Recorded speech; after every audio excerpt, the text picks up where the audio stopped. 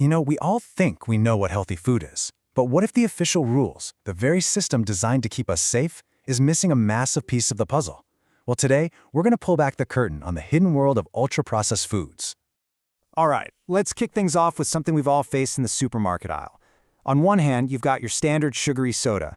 We all know the deal with that. Unhealthy, right? And on the other, diet soda. 0 sugar, 0 calories. I mean, that's got to be the healthier choice, yeah? But here's the curveball. Which one is ultra-processed?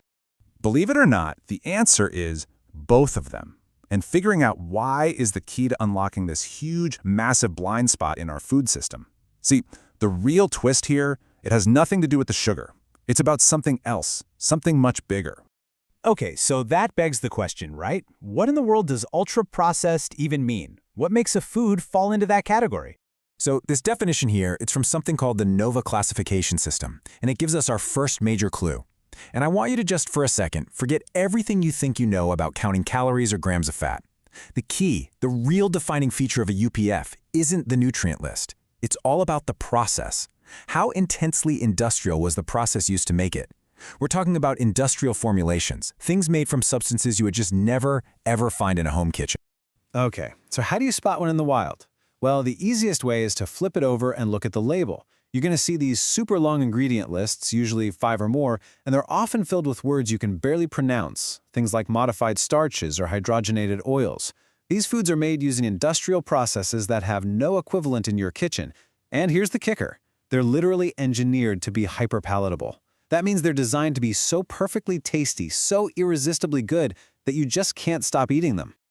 All right, so that's the food. Now let's switch gears and look at the official story. How are the regulators, the people in charge, supposed to be protecting us from unhealthy diets? You might be surprised by what their focus actually is. I mean, given everything we've just said about processing, you'd assume the laws would focus on that, right? Seems logical, but nope. The actual legal strategy for keeping our diets in check is aimed at a completely different target altogether. And the answer is, well, it's shockingly narrow. The entire approach in the EU, for example, is laser-focused on just 3 things: fat, sugar, and salt. That's it. The whole system is basically just designed to flag foods that are high in one of those 3 ingredients. And this really breaks down the official logic perfectly. Step 1 is all about information.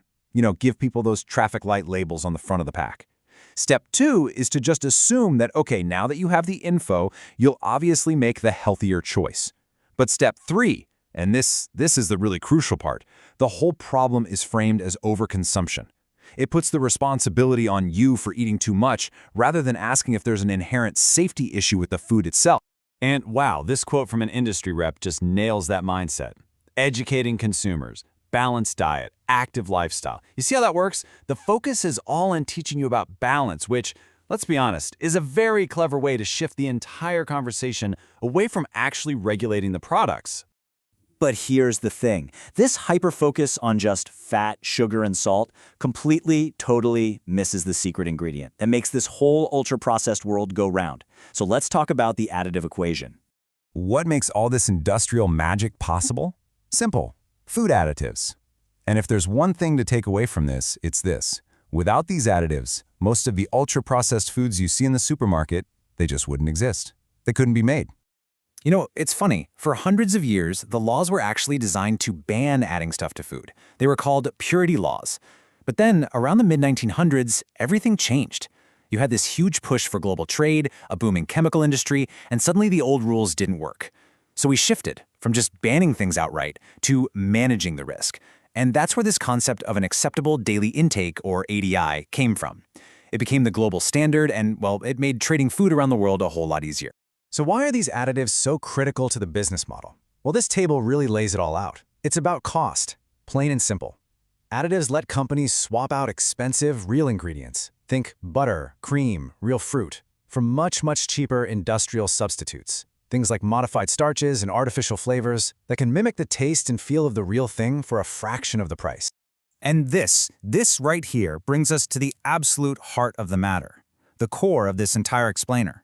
Because if all these additives are approved by official regulators, well then, they have to be safe, don't they?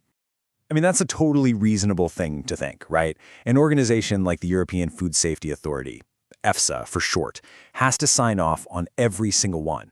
So yeah, that should mean they're safe.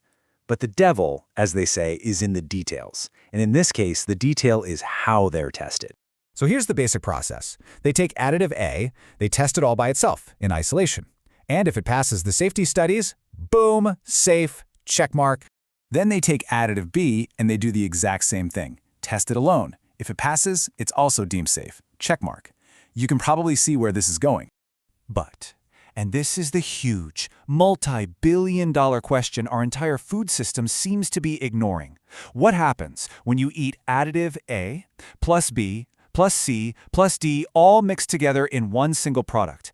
And what happens when you do that not just once, but every single day for years? That combination, that cocktail effect, is almost completely untested, and that is the system's giant blind spot. And we need to be really clear here. This isn't some small gap. It's a massive one. First, as we said, that cumulative cocktail effect, it's just not assessed. Second, what about the long-term impact on our gut microbiome? All those trillions of bacteria that are so important for our health. Yeah, that's not tested either. And finally, what about new substances, potentially toxic ones, that are created during the high-heat, high-pressure industrial processing itself? Another huge question mark. All of these are major gaps in the safety. So this is where the science gets really personal, because these untested risks, they aren't spread out evenly across society. Not at all. The burden, the weight of this uncertainty, falls heavily on very specific groups of people, and all too often, they're the most vulnerable among us. And the research on this is just crystal clear. It doesn't matter which country you look at. The picture is stunningly consistent. Who eats the most of these foods? Number one, children and teenagers. After that, it's people in lower-income households, folks living in cities, and single-parent families. And this number right here really helps explain why. Just look at this. For the most deprived families in the UK, trying to follow the government's own official advice for a healthy diet would eat up an incredible 50% of their income after they've paid for housing. 50%. And that's not even a diet completely free of UPFs. That would cost even more. So you see, this isn't about people being ignorant or not knowing what's healthy. It's about reality. As this person from a recent study said, I'm a single parent, time is of great value, UPFs are a real lifesaver. When you're working 6 days a week trying to make ends meet, cheap, easy, and fast food doesn't feel like a lazy choice. It feels like the only choice. It feels like a lifesaver. And that really brings us to the final, and maybe most challenging question of all. Our entire food safety system, our entire public health strategy, is built on this idea of consumer choice.